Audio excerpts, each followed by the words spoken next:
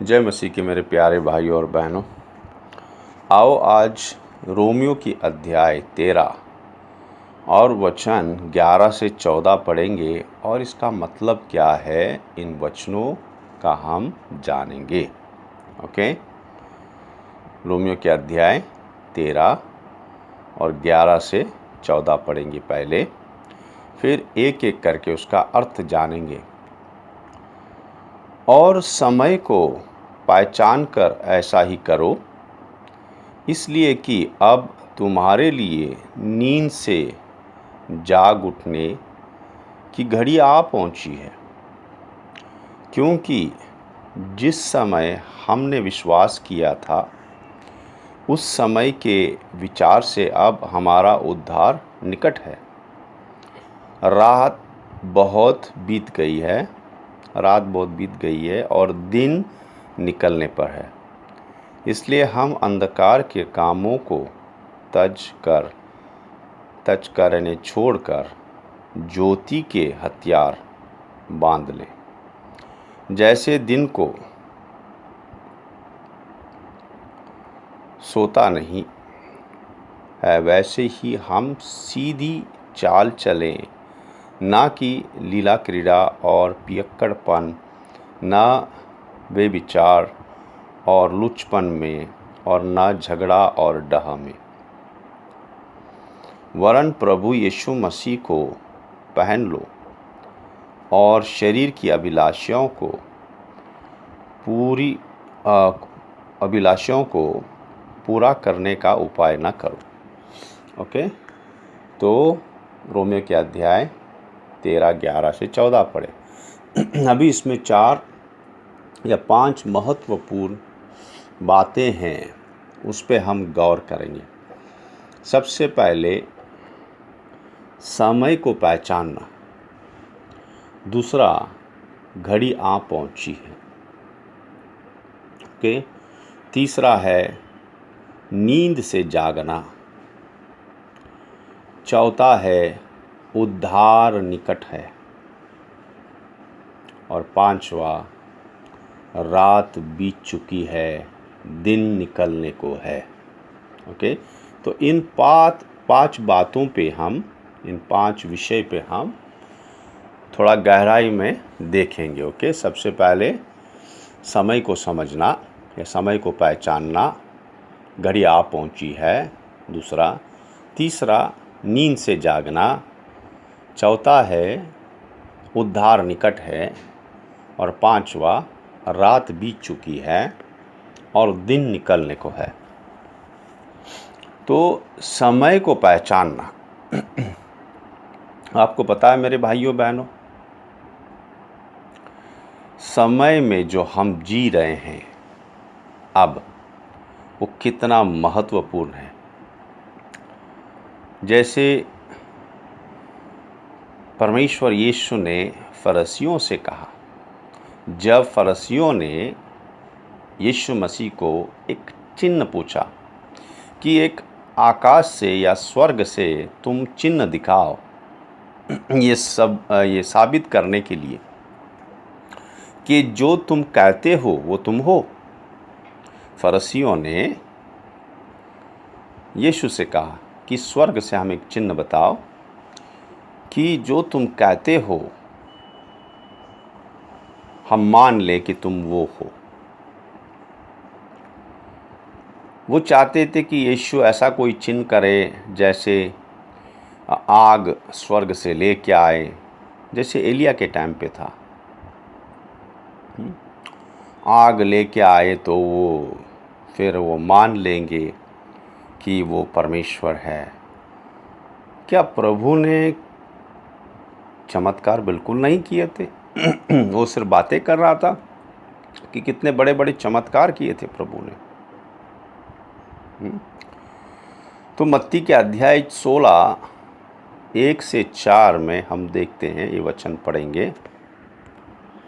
तो लिखा है, और फरीसियों और सदूकियों ने पास आकर उसे परखने के लिए उससे कहा। तो ये किस लिए आए थे? परखने के लिए। वो सब देख रहे थे, सुन रहे थे देख रहे थे चमत्कार, सुन रहे थे प्रभु का वचन, मगर क्या है, उनके अंदर जो है कड़वाहट, जलन, वो प्रभु को फंसाने की कोशिश कर रहे थे। क्योंकि जो प्रभु कर रहा था, उनका सारा बुद्धि से भरा हुआ मन 1% भी नहीं कर सकता था। क्योंकि याद रखो, वचन जानने से परमेश्वर को जानते हैं, ये बिल्कुल ही सबूत नहीं है। आप प्रभु को कब जानेंगे? जब वचन का पालन करेंगे, तब आप प्रभु को जानेंगे। नहीं तो फरीसियों की तरह सारा वचन को इस मन के भंडार में रख के नरक में जाएंगे। तो ये परखने के लिए आए थे कि हमें आकाश का कोई चिन्ह दिखाओ। उसने उनको उत्तर दिया कि सांझ को तुम कहते हो कि खुला रहेगा क्योंकि आकाश लाल है, और बोर को कहते हो कि आज आंधी आएगी क्योंकि आकाश लाल और धुंधला है। तुम आकाश का लक्षण देखकर भेद बता सकते हो, पर समयों का चिन्ह का भेद नहीं बता सकते। इस युग के बुरे और वे विचार लोग चिन्ह ढूंढते हैं, पर यूनुस के चिन्ह को छोड़ कोई और चिन्ह उन्हें न दिया जाएगा, और वह उन्हें छोड़कर चला गया।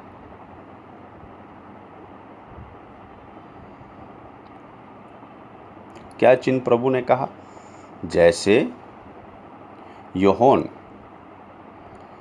मछली के पेट में 3 दिन था, वैसे ही मनुष्य का पुत्र धरती के पेट में 3 दिन रहेगा।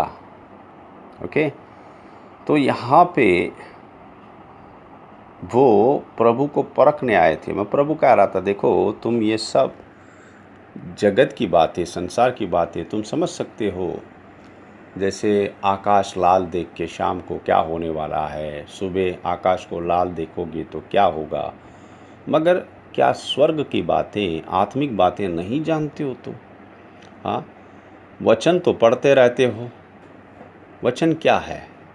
आत्मिक बातें, प्रभु की इच्छा, तो तुम नहीं जान पा रहे उसको। किस लिए पता है? जैसे मैंने कहा, उनका बुद्धि जो है पूरे वचनों से भरा था। पुराना नियम पूरा उनके बुद्धि में था, मगर परमेश्वर कौन है उनको पता नहीं। कैसे बता सकता हूँ?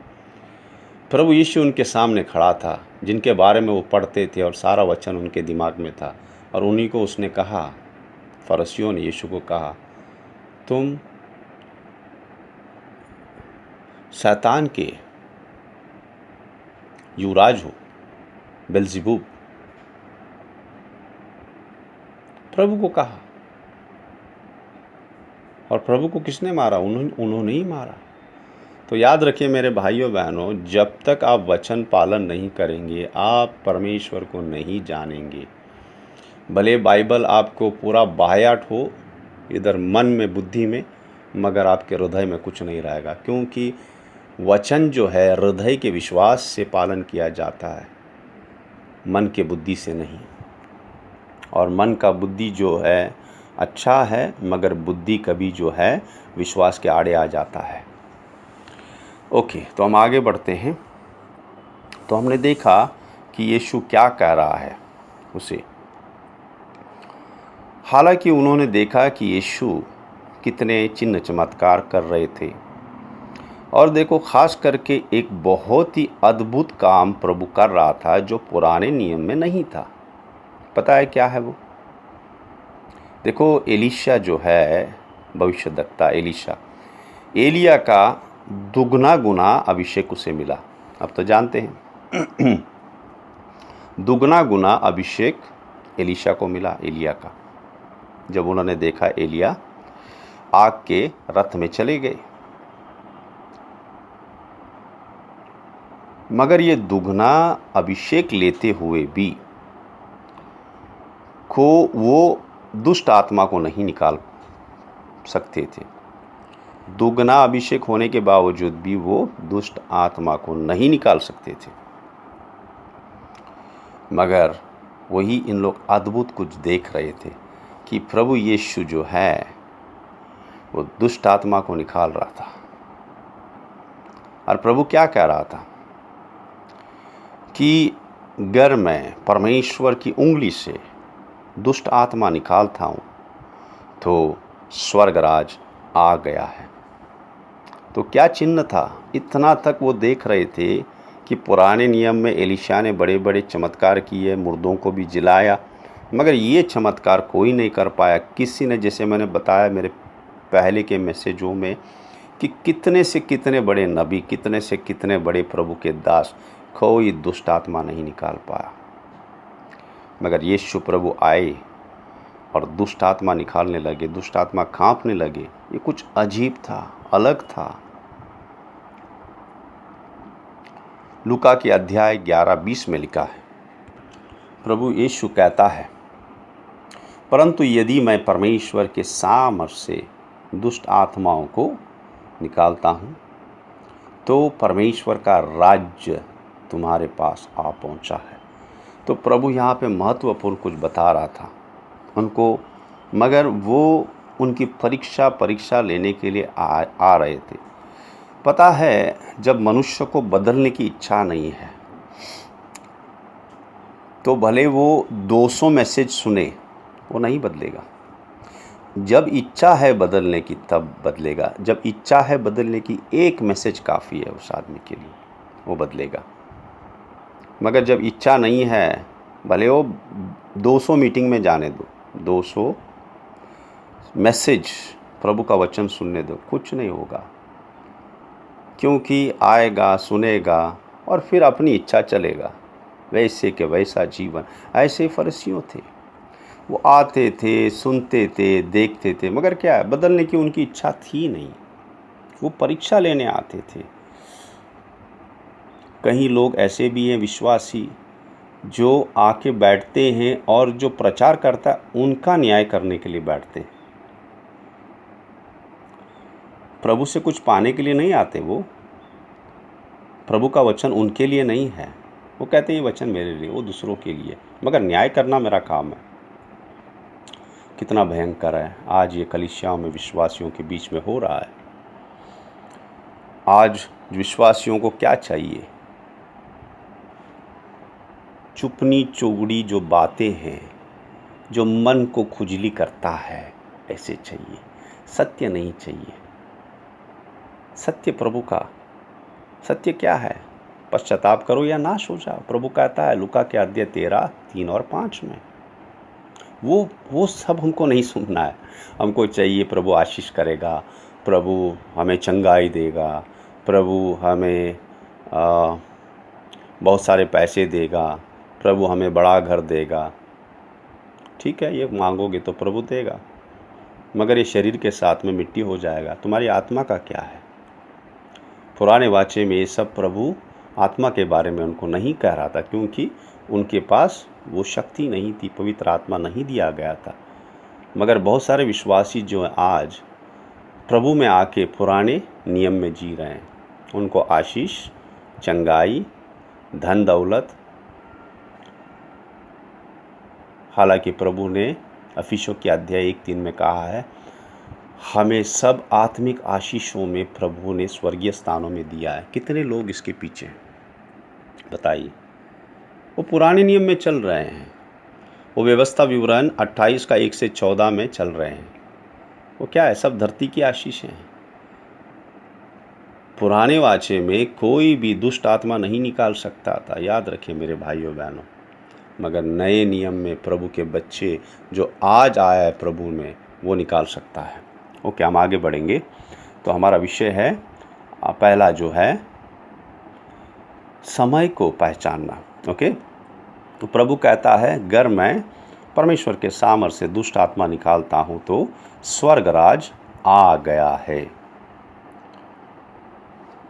ओके, तो प्रभु यही कह रहा था, समझा रहा था फारसियों को कि तुम देख रहे हो, सिर्फ सुन ही नहीं रहे हो मगर देख रहे हो, कुछ अद्भुत हो रहा है। कि तुम्हारे ज़माने में, तुम्हारे दिनों में ऐसा नहीं हुआ, तुम्हारे दादा परदादा के ज़माने में ऐसे नहीं हुआ जो तुम देख रहे हो। दुष्ट आत्मा कोई नहीं निकाल पाया, मगर परमेश्वर के सामर्थ्य से दुष्ट आत्मा मैं निकाल रहा हूँ तो स्वर्गराज आ गया है। और यीशु ने उनको कई चिन्ह दिए, जैसे प्रभु ने कहा यूहन्ना के अध्याय 2:19 में यीशु ने उनको उत्तर दिया कि इस मंदिर को ढा दो और मैं उसे 3 दिन में खड़ा कर दूंगा। यहूदियों ने कहा इस मंदिर को बनाने में 46 वर्ष लगे हैं और क्या तू उसे 3 दिन में खड़ा कर देगा। देखो, बहुत सारे यहूदी जो हैं, फरीसियों हैं जो है, इवन यूहन्ना बपतिस्मा देने वाला प्रभु का आत्मिक बातें नहीं समझ पाया। ये सब इज़राइल की स्वतंत्रता के बारे में देख रहे थे, ये सब शारीरिक चीज़ें देख रहे थे, वो शारीरिक मंदिर को बांधने का देख रहे थे। हालांकि प्रभु उसका देह 3 दिन में जी उठेगा ये कह रहा था कि तुम मुझे क्रूस पे मारो और मैं 3 दिन में इस देह को खड़ा कर दूंगा। तो मेरे भाइयों बहनों, पुराना नियम में सब शारीरिक चीज़ें, सब संसार की चीज़ें, संसार की आशीषें हैं, आत्मिक चीज़ें कोई नहीं है। ये बातें बहुत सारे नहीं जान पा रहे। ये तो यहूदी नहीं जान पाए, फरीसियों नहीं जान पाए, यूहन्ना बपतिस्मा देने वाला नहीं जान पाया। वो बेचता है अपने, जब वो जेल में डाला गया, वो बेचता अपने चेलों को, जाके पूछो यीशु को कि तुम वही हो मसीहा आने वाले थे। शक क्यों करता है वो? क्योंकि वो इज़राइल का स्वतंत्रता देखता है। वो सोचता है प्रभु मुझे बाहर निकालेगा क्योंकि शक्ति है प्रभु के पास। मैं प्रभु ये सब करने नहीं आया था। प्रभु स्वर्ग का राज लेके आने के लिए आया था। वो स्वयं क्रूस पे चढ़ने वाला था जगत के पाप लेने के लिए। मेरे भाइयों बहनों, नया नियम सब आत्मिक है, सब आत्मिक है, सब आत्मिक आशीषें, आत्मिक जीवन है जिसमें हमने चलना है। और प्रभु जैसे भजन संगीता 16 और वचन 10 में दाऊद क्या कहता है? क्योंकि तू मेरे प्राण को अधोलोक में न छोड़ेगा, न अपने पवित्र भक्त को सड़ने देगा। तो दाऊद जो है पवित्र आत्मा के अभिषेक के द्वारा क्या कह रहा है? वो अपनी बारे में नहीं कह रहा है। दाऊद का तो शरीर सड़ के मट्टी हो गया, मगर किसके बारे में कह रहा था? यीशु के बारे में भविष्यवाणी कर रहा था कि प्रभु का शरीर जो है वो सड़ेगा नहीं, पवित्र, वो जिलाया जाएगा। जैसे ही प्रेरितों के अध्याय 2 में 27 से 31 तक यही पतरस भी वहीं पे कहता है। ये दाऊद के बारे में कहा गया था। और वो तीसरे दिन जी उठा। वो मरने में से जीने वाला पहला है। उसको कब्र, मृत्यु नहीं रोक पाया प्रभु को। ओके, जितने भी जिलाए गए थे, लाजरस हो या जितने भी, फिर से मर गए, फिर से उनका शरीर सड़ के मिट्टी हो गया, मगर एक ही है जो महिमा वाले शरीर में जी उठा, वो यीशु मसीह है। ओके, तो हम आगे बढ़ेंगे। तो हमने देखा कुछ जो समय के बारे में। ओके, प्रभु कह रहा था उनको, फरीसियों को, कि समय पहचानो, मैं जो कह रहा हूँ क्या कह रहा हूँ। मैं तुम्हें धरती की राज देने के लिए नहीं आया हूँ, मैं स्वर्ग राज लेके आया हूँ। पश्चाताप करो, स्वर्ग राज निकट है। पश्चाताप करो, स्वर्ग राज निकट है। और ये जो समय पहचानने का जो है, क्या है समय अभी? जैसे लूका के अध्याय कि प्रभु का आने से पहले प्रभु ने कुछ चिन्ह दिए हैं, ये हम देखेंगे फिर से। लूका के अध्याय 17, 26 से 30 अगर पढ़ेंगे, और मत्ती का अध्याय 24, 37 पढ़ेंगे, तो प्रभु यहाँ पे 9 के दिन और लूट के दिन के बारे में कह रहा है। नूह का दिन जो थे वो उत्पत्ति के अध्याय 6 पढ़ेंगे तो नूह का दिन क्या था आपको पता चलेगा। वहाँ पे नूह के दिन में कैसे बेविचार कर रहे थे, सिर्फ मनुष्य ही नहीं, स्वर्गदूत आके बेविचार कर रहे थे, कितने गंदे काम कर रहे थे। स्वर्गदूत जिसको परमेश्वर ने बनाया उसकी सेवा के लिए, वो आके मनुष्य की पुत्रियों से शादी करके बेविचार कर रहे थे। तो आप बोलेंगे कैसे, ये तो आत्मिक है। भैया याद रखो, कुछ स्वर्गदूत हैं जो खाना भी खा सकते हैं। अब प्रभु के साथ जो आए अब्राहम को मिलने, उन्होंने खाना खा लिया, फिर से जब लूट के घर में गए वहाँ पे भी किया। तो अलग अलग स्वर्गदूत हैं। ओके, तो इसके बारे में अब हम यहाँ पे बातें नहीं करेंगे। तो बड़ी गंदी चीज़ें हो रही थी। स्वर्गदूत आके मनुष्य की पुत्रियों से शादी करके वो सब काम कर रहे थे जिसको प्रभु ने अधिकार नहीं दिया था। और उत्पत्ति के अध्याय 19 में हम देखते हैं लूट के दिन। लूट का दिन कितना गंदगी भरा हुआ था, पुरुषगामी थे, पुरुषगामी। स्वर्गदूत वहाँ पे आते हैं लूट के घर में, तो ये जो नगर के लोग आते हैं गंदा काम करने के लिए, पुरुषगामी थे वो। ओके, ये उत्पत्ति के अध्याय 19 में आप पढ़ सकते हैं। तो ये चीज़ें आज हम देख रहे हैं। किस लिए हम, प्रभु ने कहा कि मेरे आने से पहले नूह का दिन या लूट का दिन होगा, क्योंकि ऐसे ही अब हो रहा है। ओके, और एक चीज़ था, नूह के दिन के समय उपद्रव, छोटी छोटी चीज़ों के लिए मारना, हत्या करना। आज हम देख रहे हैं क्या हो रहा है। एक जात दूसरे जात पे चढ़ाई कर रहा है, उनके घर जला रहे हैं, उनको मार रहे हैं। ये सब हो रहा है हमारे आंखों के सामने। नूह के दिन और लूट के दिन यहाँ पे है मेरे भाइयों, आंखें खोल के देखो।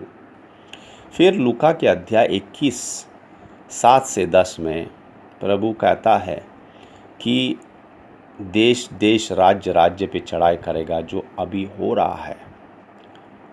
ओके, अभी आप देखेंगे तो चीन का बिल्कुल तैयार थे लड़ाई करने के लिए भारत से। पाकिस्तान तैयार है, चीन वहाँ पे है, रूस, अमेरिका और लेबनान, सीरिया, ईरान, ये सब लड़ रहे हैं आपस में। और तीसरा महायुद्ध होने की बिल्कुल करीब है। फिर प्रभु कहता है कि अकाल होगा और बड़े महामारियाँ होंगी, जो हम देख रहे हैं कि अब कभी भी नहीं देखा था। मेरे पूरे आयु में ऐसा नहीं देखा कि ये महामारी इतनी फैलेगी। संसार में कैसे पूरा फैल गया, क्या क्या हुए, सारा संसार लॉकडाउन में चला गया। ऐसे कभी मेरी इतने आयु में कभी नहीं देखा मैंने। ये पहली बार हो रहा है। और याद रखिए, ये रुकेंगे नहीं, और भी आगे बहुत होंगे। इसके लिए प्रार्थना ना करो हे प्रभु ये निकाल दो, ये नहीं होना है। नहीं, ये गलत है, क्योंकि प्रभु ने कहा ऐसे होगा और आगे और बढ़ेगा, क्योंकि प्रभु के आते तक ये और बढ़ जाएंगे। ओके, वो भी वचन में बाद में आपको बताऊंगा। हाँ, अगर पढ़ना चाहते तो पढ़ लो। ये मत्ती का अध्याय 24:8 में लिखा है, जैसे गर्भवती की पीड़ा बढ़ती है वैसे ही ये सब चीज़ें और बढ़ जाएगी प्रभु के आने से पहले। और फिर वो चिन्ह जो है, प्रभु जो कहता है लड़ाइयाँ और अकाल और महामारी जो है, ये आप प्रकाशित वाक्य के अध्याय 6 और 3 से पढ़ सकते हैं। 3 से 10 तक, 8-9 तक पढ़ सकते हैं। यहाँ पे घोड़ों का चिन्ह दिया है। जो लाल घोड़ा है वो युद्ध का घोड़ा है, वो तलवार है। मारते जाता है। ओके, और फिर उसके बाद में एक काला घोड़ा है जो अकाल बताता है, अकाल आएगा। आप और मैं देख रहे हैं कि कितने जगह पे पानी भर जाता है और वक्त बेवक्त जो है बारिश आता है, ऊपर से जो है बर्फ़ के गोले गिरते हैं, कितने खेती नाश हो गए। ओके, कितना अनाज नुकसान हो गया, और टिड्डियाँ भी आ गई, टिड्डियाँ भी कितने खा गए।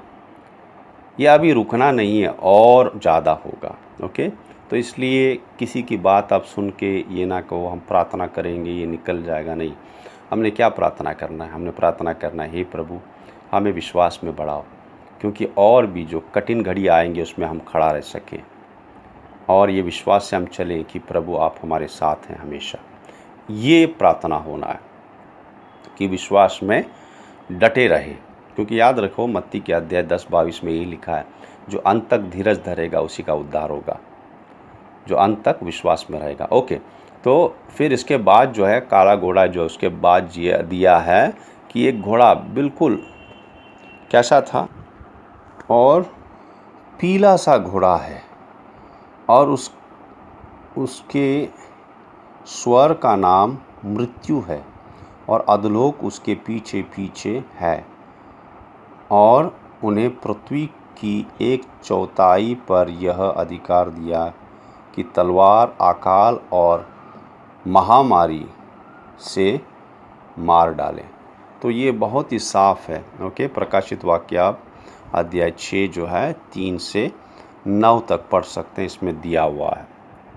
तो ये पीला घोड़ा जो मृत्यु का घोड़ा है, ओके, और उसके साथ साथ चलता है अधोलोक। ओके, कितने लोग मरेंगे, कितने लोग मरेंगे ये युद्ध के वजह से। और सुनामी जो आया था 2004 में, सुनामी में देखा उसको, और वीडियो भी है उसका। 2004 का सुनामी देखिए आप, कितनी तबाही मचाया था। 2 सुनामी हो गए, 2004 में और 2010 में, मगर 2004 का भयंकर था। कितने देशों में लाखों लाखों लोग मर गए, श्रीलंका, इंडोनेशिया और कहाँ कहाँ। ओके, तो ये सुनामियाँ और भी आ जाएंगी, ये महामारियाँ और भी आ जाएंगी। ये महामारी पहली महामारी नहीं है मेरे भाइयों बहनों, उसके पहले सार्स आया, फिर उसके बाद ये बर्ड फ्लू आया, स्वाइन फ्लू आया, इसके बाद इबोला आया, और अभी कोरोना। और ये मत सोचो कि कोरोना ये अंत है, नहीं, इससे और बढ़ के आ जाएंगे। देखो, मैं आपको घबराने के लिए नहीं बोल रहा हूँ, ये मगर प्रभु का वचन से मैं आपको बता रहा हूँ। हमने विश्वास में रहना है। ओके, क्योंकि जो गर्भवती की पीड़ा और बढ़ती जाएगी यीशु आने से, जैसे उसके बच्चा जन्म से पहले, ऐसे ये पीड़ा और बढ़ेगी यीशु का आने से पहले। मगर हमें क्या चाहिए? संसार की चीज़ें नहीं बचा सकेंगे हमें, धन दौलत नहीं बचा सकेंगे हमें, चंगाई और ये नहीं बचा सकेंगे हमें। चंगाई चाहिए, क्योंकि अच्छा काम करने के लिए अच्छी चंगाई चाहिए, मगर महत्व का क्या है? विश्वास। आत्मा को बचाना है। अनंत काल का 2 चीज़ें, प्राण और आत्मा, इसको बचाना है। ओके, तो हमने देखा कि ये महामारी कैसी भयंकर है और कितने लोग मर रहे हैं कोरोना महामारी में, मगर इससे भी और बढ़ के आगे आ जाएंगी। तो दूसरी हम वचन पे ओके, और भी जो चिन्ह हुए, ओके, स्वर्ग में चिन्ह हुए, ये धरती के बारे में बताया जो कोरोना वायरस वगैरह, मगर आपको पता है स्वर्ग में चिन्ह हो गए 2017 में 23 सितंबर को। अगर आप YouTube में जाके देखें, 23 सितंबर 2017 में ये ग्रह और तारे जो हैं एक इसमें आ गए, एक लाइन में, और जो प्रकाशित वाक्य 12 का चिन्ह दिखाई दिया स्वर्ग में। 23 सितंबर का 2007 का YouTube का वीडियो देखें। ओके, तो इसलिए हमने चौकन होकर सब देखना है कि स्वर्ग में क्या हो रहा है। प्रभु ने कहा स्वर्ग में भी बड़े बड़े चिन्ह बताऊंगा, जो लूका के अध्याय 21 में दिया है। ओके, 21 में दिया, पढ़ सकते हैं। 21 में 26 वचनों में दिया है, 21-26 में कि समंदर गरजेंगे और चिन्ह में बताऊंगा स्वर्ग में बड़े बड़े। और दूसरी बात आपको पता है 2018 में सबसे पहली बार जो चंद्र है, चांद है, वो लाल हो गया जनवरी के 2008 में। 2017 में ये हुआ और जनवरी 2018 में ये हुआ। आप सब ये यूट्यूब पे देख सकते हैं। ओके, ये आपको सिर्फ बता रहा हूँ क्योंकि पहचानो समय को। अभी हम आते हैं, घड़ी आ पहुँची है। तो कौन सी घड़ी आ पहुँची है? अगर हम पहले यूहन्ना के अध्याय 2:18 में हम देखते हैं, ये प्रेरित क्या कह रहा है कि ये अंतिम घड़ी है। ओके, तो प्रेरित यूहन्ना क्या कह रहा है? ये अंतिम घड़ी है। किस लिए अंतिम घड़ी है? क्योंकि वो कहता है कहीं मसीह विरोधी आ गए हैं। और वो क्या कहता है पहली यूहन्ना के अध्याय 2:19 में? और वो कहता है कि ये लोग हम में से होके गए हैं। ये लोग हम में थे मगर वो गए हैं। किस लिए? क्योंकि उन्हें सत्य पसंद नहीं था। यूहन्ना जो वचन देता था उनको पसंद नहीं था। इनको अपनी मर्जी करनी थी। ओके, वो प्रेरित यूहन्ना का सिखाना उनको पसंद नहीं था। तो ये जाके यीशु के विरोध बातें करने लगे।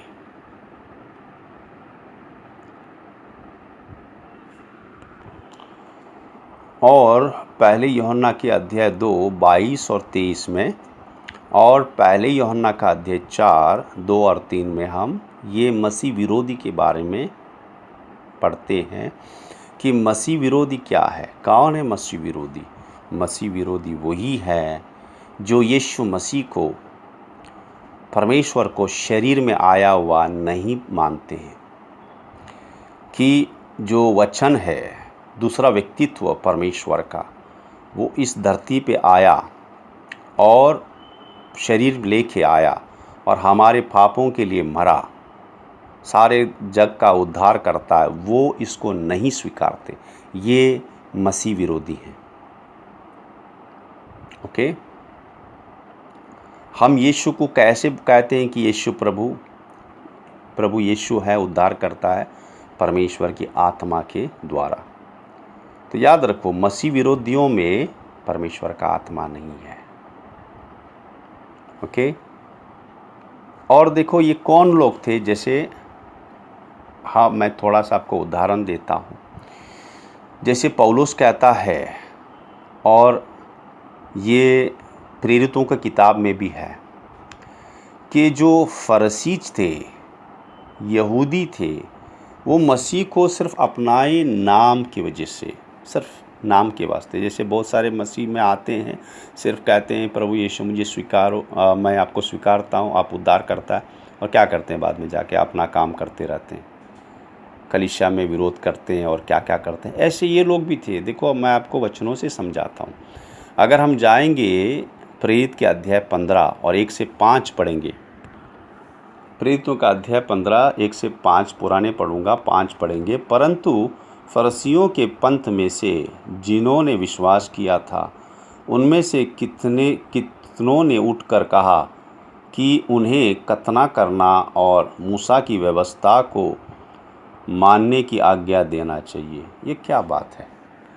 ये तो आए हैं मगर कुछ दूसरी बातें करते हैं, क्योंकि बहुत साफ है यीशु में व्यवस्था का अंत है, ख़त्म है।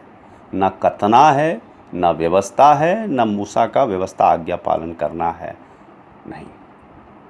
क्योंकि नया नियम व्यवस्था से कहीं ऊंचा है।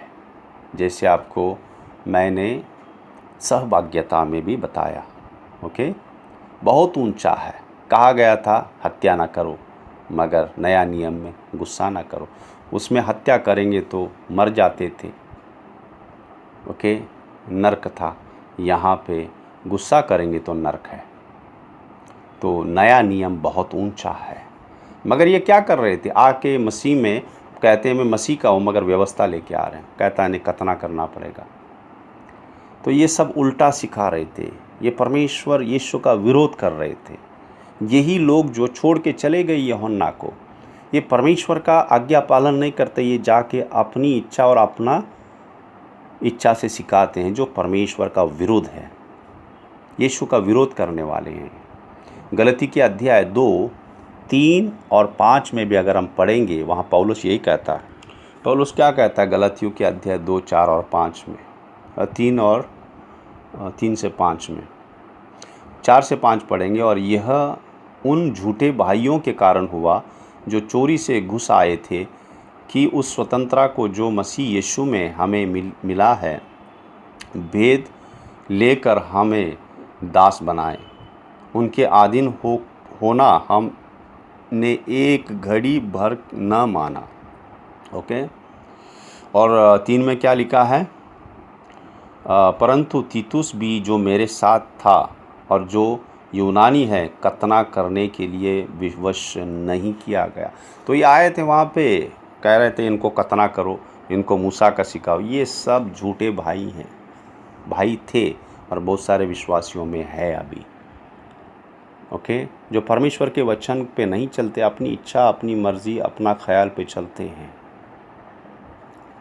और प्रभु ने कहा मत्ती के अध्याय 24 और 4, 5, 11 और 24 वचन में, मत्ती का अध्याय 24, 4, 5, 11 और 24 वचन में, अंतिम समय में बहुत सारे ऐसे आएंगे झूठे प्रचारक,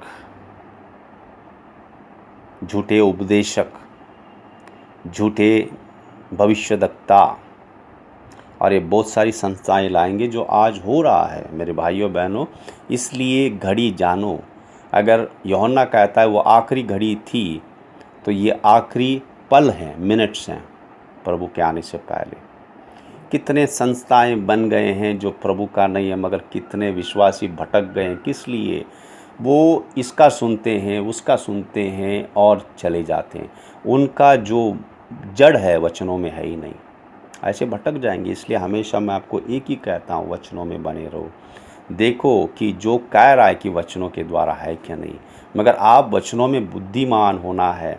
परमेश्वर की बुद्धि आपको चाहिए, क्योंकि वचन को ही लेके घुमा फिरा के वो गुमराह करते हैं। जैसे यहोवा का गवाही, यहोवा विटनेस, माता यरूशलेम, माता परमेश्वर, ये सब संस्था, ये सब प्रभु का नहीं है। ये बाइबल के कुछ वचन लेके तोड़ के उन्होंने सबको गुमराह कर दिया है। ओके। और फिर हम आगे बढ़ते हैं। इसके बारे में मैंने आपको डिटेल में बड़ा बताया था, जो प्रभु के आने का दिन, वो मैसेज में है। तो आगे और क्या देखते हैं, ये अभी जो है आगे बढ़ रहा है कहाँ पे, कैशलेस सोसाइटी, डिजिटलाइजेशन, यानी आगे जाके पैसे का लेन देन नहीं होगा, सब मोबाइल पे, सब लैपटॉप पे डिजिटलाइज किया जा रहा है। याद रखो, लॉकडाउन में कहीं कोई जा नहीं पा रहा था पैसा भरने के लिए, तो हम टाटा का बिल, महानगर का बिल, ये बिल, वो बिल, सब ऑनलाइन में भरते थे। और अभी ऑनलाइन चालू हो गया डिजिटलाइजेशन, और पैसे की बहुत जो नकदी है बहुत ही कम इस्तेमाल होगा, और सब आगे डिजिटलाइजेशन होगा। ये कहाँ जा रहा है? एक संसार, एक पैसा। और आगे कहाँ जा रहा है पता है आपको? ये इस सितंबर 2020 की बात कर रहा हूँ। ये जो कैथोलिक के जो बड़े पोप हैं, ओके, वो क्या बना रहे हैं? वो सारा संसार का धर्म एक धर्म बना रहा है, एक संसार का एक धर्म। पता है, वो सब धर्मों के अधिकारियों से मिलके वो एक धर्म बना रहा है। वो कहता है सब धर्म प्रभु यीशु के पास जाते हैं, सब धर्म एक ही हैं, सब धर्म एक ही जाते हैं प्रभु यीशु के पास। देखो कितना बड़ा धोखा हो रहा है। सबसे पहले तो कैथोलिक तो प्रभु का आज्ञा पे चलते हैं ही नहीं। मैं कैथोलिक था, इसलिए मुझे पता है मेरे भाइयों बहनों। वो जाके कब्रों पे प्रार्थना करते हैं, मूर्तियों की पूजा करते हैं, मनुष्यों के पाप सुनते हैं। सब गलत काम हो रहा है। और यही क्या कर रहे हैं अभी उनका अधिकारी, संसार का एक धर्म बना रहा है। वो कहता है सब धर्म एक ही है, क्योंकि वो भी ऐसे ही हैं। तो ये एक धर्म बना रहे हैं। वो कहते हैं सब जो हैं यीशु के पास जा रहे हैं। मगर यीशु ने क्या कहा? यीशु ने कहा, मैं ही रास्ता हूँ, मैं ही सत्य हूँ, मैं ही आत्मा का जीवन हूँ। यीशु ने ये नहीं कहा हाँ सब रास्ते मेरे पास आते हैं, नहीं, उसने कहा मैं ही रास्ता हूँ, मैं ही आत्मा का जीवन हूँ, मैं ही सत्य हूँ।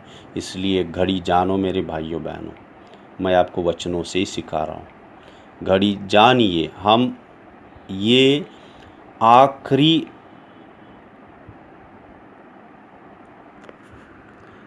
घड़ी में, आखिरी पल में है, हम आखिरी पल में है।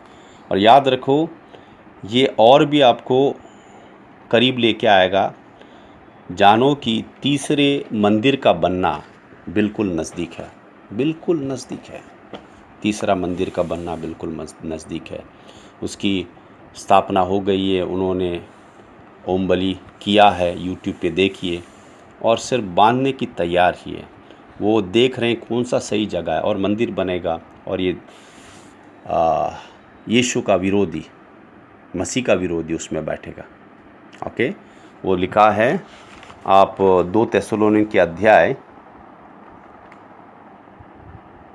1 से 10 तक पढ़ सकते हैं, या 1 से 5 तक पढ़िए। 2 थिस्सलुनीके अध्याय 1 से 5 वहाँ पे लिखा हुआ है। अभी हम तीसरे मुद्दे पे आते हैं, जागो नींद से। इसका मतलब क्या है? नींद से जागिए। कौन नींद से जाग सकता है? वही जो सोया हुआ है ना। किसको उठा सकते हैं आप? जो सोया हुआ है। इसका अर्थ क्या है? अगर हम पहले थिस्सलुनीके अध्याय 5 और 1 से 7 पढ़ेंगे, यहाँ पे प्रेरित पौलुस कहता है, वो समझाता है कि जो आदमी सोता है वो अंधकार में, जब रात होती है तब सोता है, और रात में अंधकार होता है। और ऐसे ही जो आदमी पाप में चल रहा है वो अंधकार में है, क्योंकि पाप अंधकार है। और जो पाप में चलता है जान के, उसकी आत्मा सोई हुई है। उसकी आत्मा क्या है? सोई हुई है। वो बुद्धि से चल रहा है, उसकी आत्मा सोई हुई है। वो प्रभु के बारे में कुछ नहीं जानता है। क्योंकि कौन पाप करते हैं? जो अज्ञात हैं परमेश्वर से, उनका हृदय कठोर हो चुका है। इब्रानी के अध्याय 3:7 में लिखा है कि अविश्वास में चलने से हृदय कठोर होता है। पवित्र आत्मा का आवाज़ न पहचानने से, न सुनने से, पहचानने न सुनने से क्या होता है? विरोध करते हैं। और जब ऐसे विरोध करते करते चलते हैं तो क्या होता है? घट होता है हृदय, फिर कुछ सुनाई नहीं देता है। और जो संसार से मतवाले हो गए हैं और संसार को चाहते हैं, पता है याकूब क्या कहता है? याकूब का अध्याय 4 पढ़िए आप। याकूब कहता है, हे बेविचारियों, क्या तुम नहीं जानते संसार से प्यार करना परमेश्वर से नफरत करना है? कितने संसार की तरह चलते हैं और कहते हैं विश्वासी हैं। मेरे भाइयों बहनों, आप धोखे में हैं। आप अगर संसार की तरह चलते हैं, संसार से प्यार करते हैं, आप परमेश्वर से नफरत करते हैं। मैं नहीं कह रहा हूँ, प्रभु का वचन कह रहा है। याकूब का अध्याय 4 पढ़िए। मगर हमें किस लिए बुलाया है? हम प्रकाश के बेटे हैं, हम यीशु के बेटे हैं, जिसने कहा जैसे मैं ज्योति हूँ वैसे तुम भी ज्योति हो। हमने सत्य में चलना है, पवित्रता में चलना है, तभी हम अपना घर चट्टान पे बनाते हैं, तभी हम बुद्धिमान हैं जो आज्ञा पालन करके चलते हैं। मत्ती का अध्याय 7 24 और 25 में।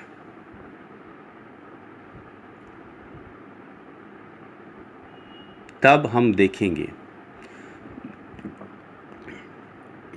कि हम क्या देख रहे हैं कि हम अंतिम घड़ी में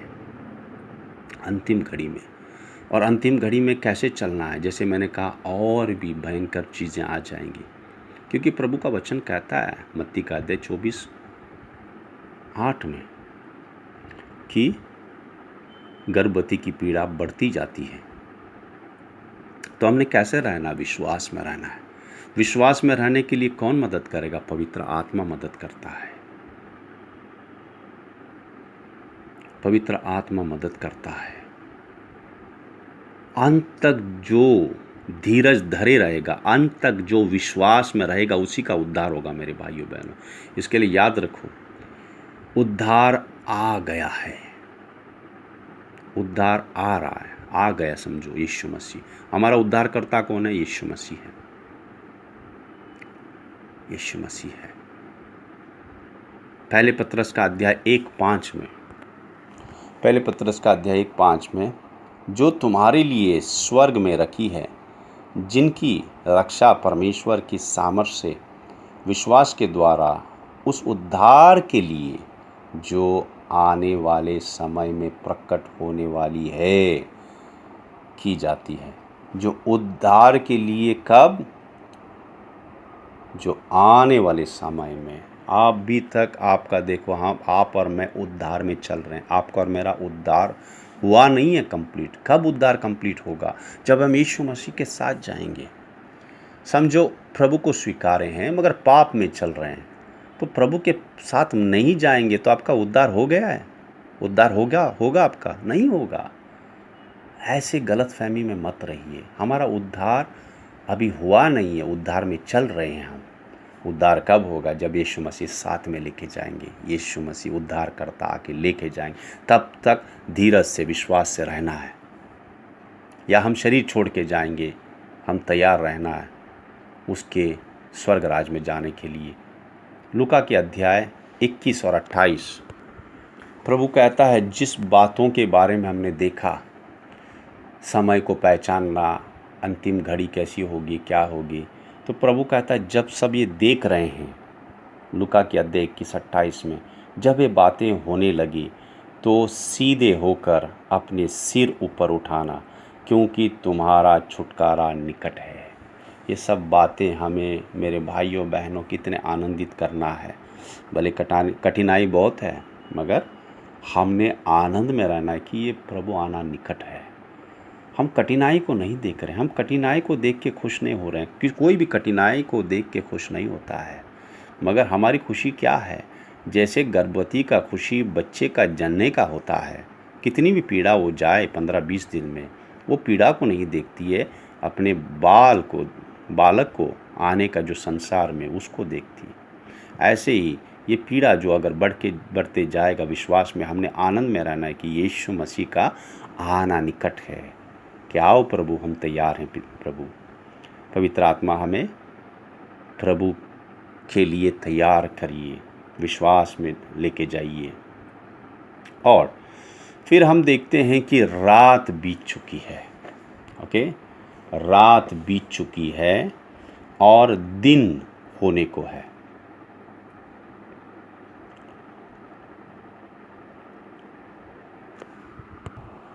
तो ये रात जो है, याद रखो, नीति वचन में भी लिखा है, नीति वचन में नहीं, भजन संगीता में लिखा हुआ है। भजन संगीता 30 और वचन 5 अगर पढ़ेंगे तो दुख सिर्फ पल भर के लिए, दुख रात के लिए सिर्फ ठहरता है, मगर सुबह में आनंद आता है। दाऊद क्या कहता है भजन संगीता 30 में? दुख सिर्फ रात के लिए होगा, मगर दिन निकलेगा और आनंद में हम चलेंगे। तो ऐसे ही ये समय जो है रात का समय है, मगर याद रखिए रात बीतने वाली है। रात शुरू हुई ना, रात बीतने वाली है। हम अंतिम घड़ियों में हैं। ओके, भजन संगीता 30:5। और ये सब हमने जो देखे, पहचानो समय और जानो घड़ी कौन सी है। और नींद से जागना है। फिर उसके बाद में हमने देखा कि उद्धार बिल्कुल नज़दीक है, जो ये चिन्ह चमत्कार देखते हुए प्रभु का आना। फिर पौलुस क्या कहता है, ऐसे घड़ी में बहुत कठिन होगा रहने के लिए। जैसे दूसरे तिमोथी के अध्याय 3 1 से 5 पढ़ेंगे। पता है किसके लिए लिखा है? ये अविश्वासियों के लिए नहीं है मेरे भाइयों, ये कलीसिया के लिए लिखा है कि अंतिम समय में विश्वासी ऐसे होंगे। ओके, सुख के विलास रखने वाले, पैसे के लालची और स्वयं का चिंता करने वाले, स्वयं का सोचने वाले, माता पिता का विरोध करने वाले, ढहाई जलन, ये सब आप पढ़ सकते हैं। और ये सब हो रहा है कलीसिया में। आप देखिए कितने लोगों को प्रभु की चिंता है, कितने लोग अपने जीवन को संभाल के चल रहे हैं। आप जहाँ पे भी देखो, चंगाई आशीष, चंगाई आशीष रक्षा। क्या प्रभु ने हमें इसीलिए बुलाया है?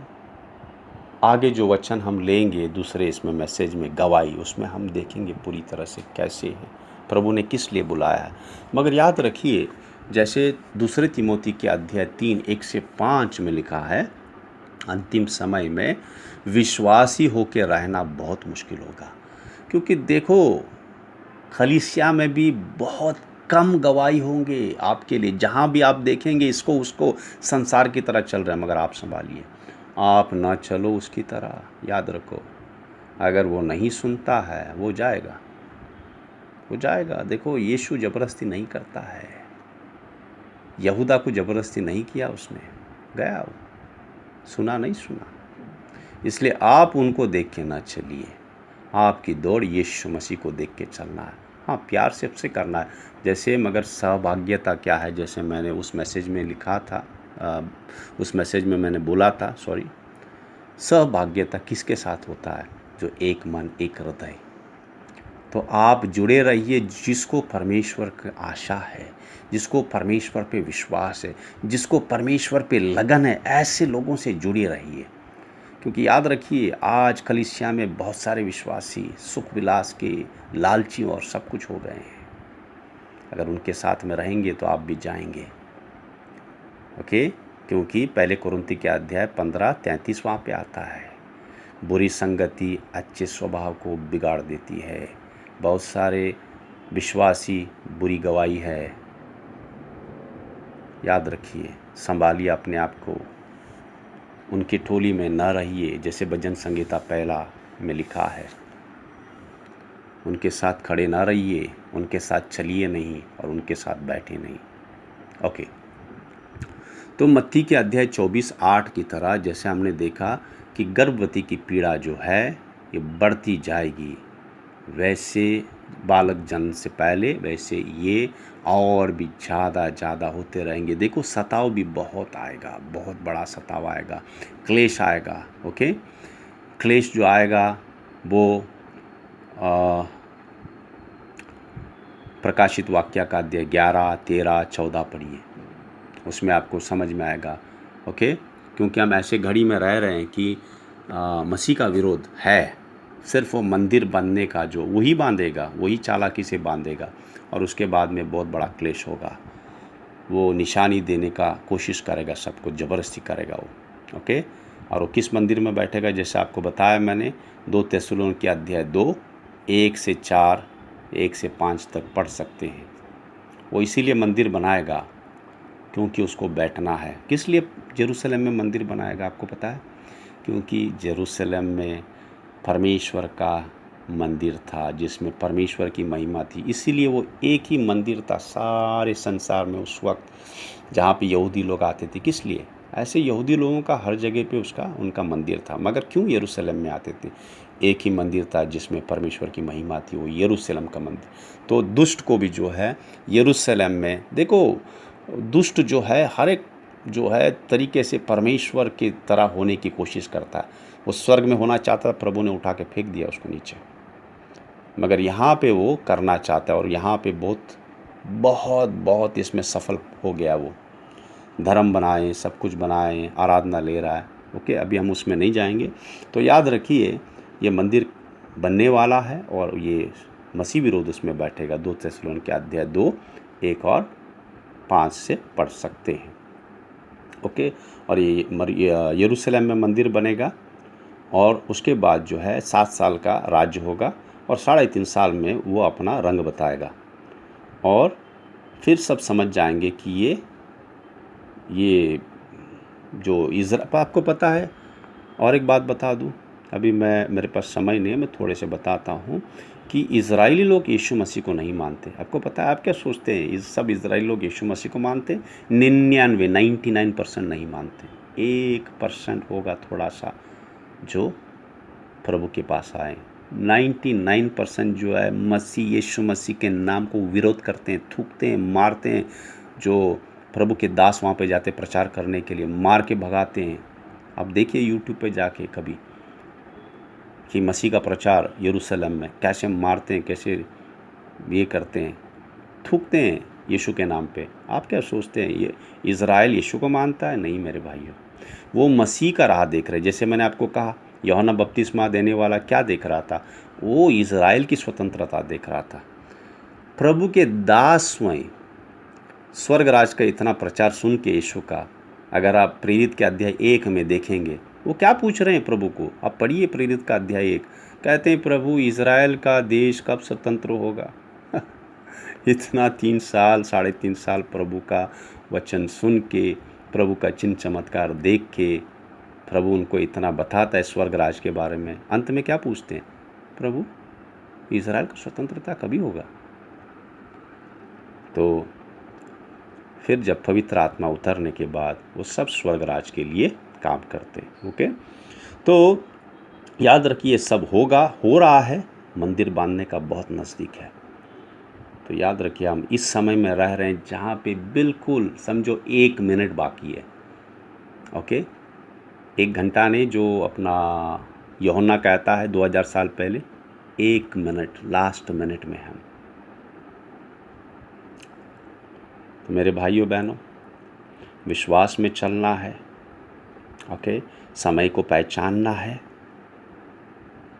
कौन सा समय है जो हम देख रहे हैं, आंखें खुली रख के चलना है। घड़ी अंतिम घड़ी है, अंतिम मिनट्स है। जागना है, सोए हुए हैं, बहुत सोए हुए हैं, सोना बहुत हो गया। उठो, जागो, आत्मा को जिलाओ, आत्मा को जगाओ, प्रभु के पास आओ पश्चाताप करके, अपना आत्मा को स्वच्छ रखो और उद्धार बिल्कुल निकट है। प्रभु का आना निकट है। रात बीत चुकी है। ओके, कठिन समय एकदम कठिन होगा अभी, बिल्कुल एकदम क्षणों में एकदम कठिन होगा प्रभु के आने से पहले। और रोमियो के अध्याय 8, अगर 8 से 24 पढ़ेंगे तो पौलुस क्या कहता है यहाँ पे?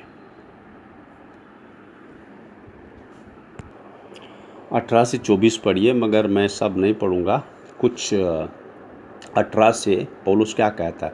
क्योंकि मैं समझता हूँ कि इस समय के दुख और क्लेश उस महिमा के सामने जो हम पर प्रकट होने वाले हैं कुछ भी नहीं है।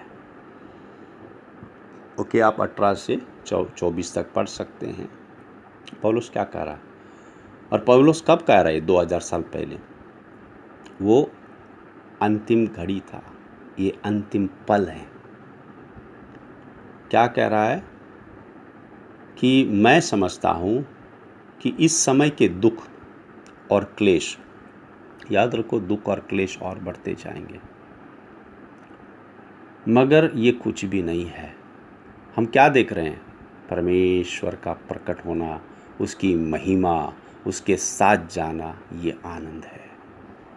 इसके लिए मेरे भाइयों बहनों, हमने काम करना है, हमने जिम्मेदारी उठानी है परिवार का, मगर याद रखिए ये सिर्फ ज़रूरत है। हमारा लक्ष्य ये सब करने के बाद तुरंत परमेश्वर की उपस्थिति में आना है। आत्मा को पहले रखना है, जैसे प्रभु ने सिखाया। प्रभु ने शैतान को कहा, शैतान किधर गुमराह कर रहा था यीशु को? संसार की चीज़ों में। उसके शरीर के लिए बहुत महत्वपूर्ण था, वो मरने वाला था 40 दिन के बाद, इतना भूखा था। कहा रोटी बनाओ पत्थर से। प्रभु ने क्या कहा? है रोटी ज़रूरत है, प्रभु ने कहा। मनुष्य सिर्फ रोटी से ही नहीं जिएगा। प्रभु ने ये नहीं कहा कि मनुष्य को रोटी ज़रूरत नहीं, कहा कि रोटी से ही सिर्फ नहीं जिएगा, मगर हर एक शब्द जो परमेश्वर के मुख से आता है उससे जिएगा। याद रखें, आज परमेश्वर के मुख से पवित्र आत्मा हमसे बातें करता है हमारा हृदय में।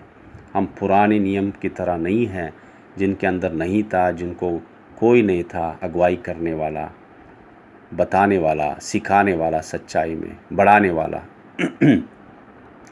मगर हमारे अंदर है। इसीलिए प्रभु ने पवित्र आत्मा दिया है और हमारा जीवन बिल्कुल अलग है, बिल्कुल अलग है पुराने नियम से। हमें सब आत्मिक आशीषें दी हैं और हम यीशु के नाम से दुष्ट आत्मा निकाल सकते हैं, जो पुराने नियम में नहीं था। इसके लिए पुराने नियम में जाके न बैठो। पहले फिलिपियों के अध्याय 1:29 में लिखा है, हमें सिर्फ विश्वास करने के लिए नहीं, दुख उठाने के लिए बुलाया है। देखो क्या होता है, अगर हम आशीष आशीष, चंगाई, आशीष और रक्षा के बारे में बात करते जाएंगे और सडनली तकलीफ़ आता है तो क्या होता है, हिल जाते हैं, बोलते प्रभु किधर है? तो ऐसा क्यों हो रहा है? प्रभु ने कभी भी ऐसा नहीं कहा है नया नियम में। प्रभु कहता है मैं तुम्हारे साथ हूँ, नहीं छोड़ूंगा, नहीं टुकराऊंगा, मगर तकलीफ़ें आएंगी बहुत। ओके, बहुत तकलीफ़ें आएंगी और हमने विश्वास में रहना है। पवित्र आत्मा हमारे साथ है, हमने आत्मिक आशीष लेके चलना है, गवाही होना है प्रभु के लिए। ओके, तो याद रखिए, जो रोमियो के अध्याय 13 और 11 से हमने 14 तक पढ़ा, और आखिरी में क्या लिखा है 14 में, रोमियो के अध्याय 13, जैसे हमने देखा शुरुआत में, समय पहचानो। समय हम जानते हैं कौन सा समय है, सब सत्य हो रहा है हमारे आंखों के सामने, सब खुल रहा है, बाइबल बिल्कुल जीवित हो रहा है, घड़ी बिल्कुल पल में, हम आखिरी घड़ी में नहीं, आखिरी पल में है। देखते हैं कैसे धोखाधड़ी, कैसे संस्था बने, कितने कितने यीशु के विरोधी हैं, जो एक ही बाइबल लेके कितने लोगों को बहका रहे हैं। ओके, तो इसके लिए हमने वचनों में बने रहना है, जड़ हमारा वचन में होना चाहिए, ताकि कोई हमें गुमराह नहीं कर सकता। कितने लोग भी ऐसे ऐसे मैसेज दे रहे हैं, जो प्रभु का ज्ञान नहीं जानते, वो नाश हो जाएंगे, और क्या कहते हैं, कुछ अलग अलग कहने लगते हैं, जो प्रभु के वचन के हिसाब से नहीं है, कि ये संसार का अंत है, अभी कुछ महीनों में होगा, ऐसा वैसे। ये सब बकवास है, अभी आगे और है। याद रखो, जब वो मंदिर बना 7 साल में यीशु आता है। सब वचनों के हिसाब से मैं सिखाता हूँ, मेरी मन की बात नहीं है। जैसे मैंने आपको बताया 2 थिस्सलुनीके के अध्याय 2 1-4-5 में लिखा है। तो ये समय हमने विश्वास में रहने का, प्रभु से एक ही मांगना है, प्रभु विश्वास, विश्वास हमारा बढ़ाओ, विश्वास हमारा बढ़ाओ, और अनुग्रह दो प्रभु, अनुग्रह दो, ताकि हर एक मुसीबत के घड़ी में हम जयवंत होकर चलें, रोए नहीं, हारे नहीं।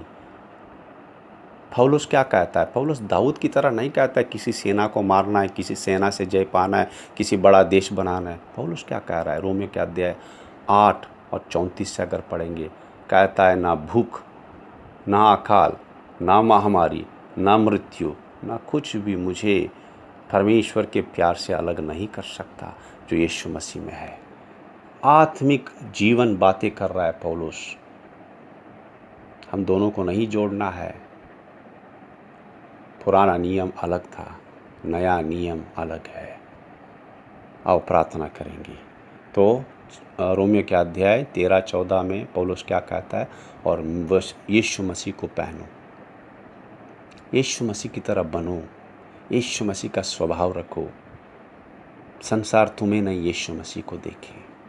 आओ प्रार्थना करेंगे। धन्यवाद करते हैं प्रभु आपके वचनों के लिए, प्रभु जो आपने सिखाया रोमियो के अध्याय 13-11 से 14 तक। हाँ प्रभु, समय पहचानना है, अंतिम घड़ी आ चुकी है। घड़ी ने अंतिम पल, क्षण, लास्ट मिनट। नींद से जागना है। बहुत सारे सोए हुए आत्मिक नींद जो पाप में चलते हैं। उद्धार बिल्कुल निकट है। उद्धारकर्ता बिल्कुल निकट है लेके जाने के लिए। और रात बीत चुकी है। कठिनाई बिल्कुल ख़त्म होने वाली है, मगर ये कठिनाई और बढ़ेगी। जैसे ज्योति, जैसे मोमबत्ती जैसे जैसे छोटे होते जाता है उसका लो उतना बढ़ते जाता है। जैसे गर्भवती की पीड़ा बाल जन्म से पहले बढ़ता है, ऐसे यीशु के आने से पहले क्लेश और कठिनाई और भूकंप और अकाल ये बढ़ते जाएंगे, महामारियाँ बढ़ते जाएंगे। मगर हम इस सब को नहीं देख रहे, ये दुख को नहीं देख रहे, हम यीशु मसीह को देख रहे हैं आनंद से प्रकट होने के लिए। हाँ प्रभु, जैसे गर्भवती औरत अपने बच्चे को जन्म होने का ये आनंद में रहती है, भले वो 15 दिन 20 दिन बड़ी तकलीफ़ में जाती है, मगर वो किस आशा में रहती है? बाल बच्चे को देखने का। ऐसे प्रभु हमारा आनंद है आपको देखने का। पवित्र आत्मा हम सबको विश्वास में और पवित्रता में रखिए, क्योंकि पवित्रता के सिवा कोई भी प्रभु को देख नहीं सकता और पवित्रता के सिवा कोई नहीं जा सकता। इसलिए अपने आप को धोखा न दो, मगर याद रखें, जो अंधकार में रहता है उसको उजाला कभी पसंद नहीं आएगा। जो अंधकार में चलता है वो उजाले से भागता रहेगा। ऐसे ही जो पाप में चलता है प्रभु का वचन और प्रभु का आज्ञा कभी पसंद नहीं आएगा उसको। मगर प्रभु के पास आओ, बोलो प्रभु ये जीवन मुझे नहीं चाहिए, प्रभु मुझे बचाओ, प्रभु ये निकाल दो, ये बंदिशें तोड़ दो प्रभु। और प्रभु आपका तुरंत सुनेगा। जैसे पतरस को डूबते हुए बचाया, आपको भी बचाएगा। ये प्रभु का आश्वासन है मेरे भाइयों बहनों। धन्यवाद करता हूँ प्रभु। हम सबको पवित्र आत्मा से भरो प्रभु और विश्वास में चलाओ प्रभु, ताकि आपके आने का हम बात जोए विश्वास से, पवित्रता से, और आपके साथ चले जाएं हमेशा के लिए, अनंत काल के लिए, जहाँ पे कोई दुख ना होगा, कोई पीड़ा नहीं होगी, कोई कठिनाई नहीं होगी, कोई बीमारी नहीं होगी, ना ही मृत्यु होगी। अनंत काल का जीवन आनंद के साथ आपके साथ स्वर्ग राज में। धन्यवाद करते हैं प्रभु। प्रभु मेरी प्रार्थना है कि हर एक आपका संतान आपके साथ चले जाए। यीशु मसीह के पवित्र नाम में प्रार्थना करते हैं, आमीन।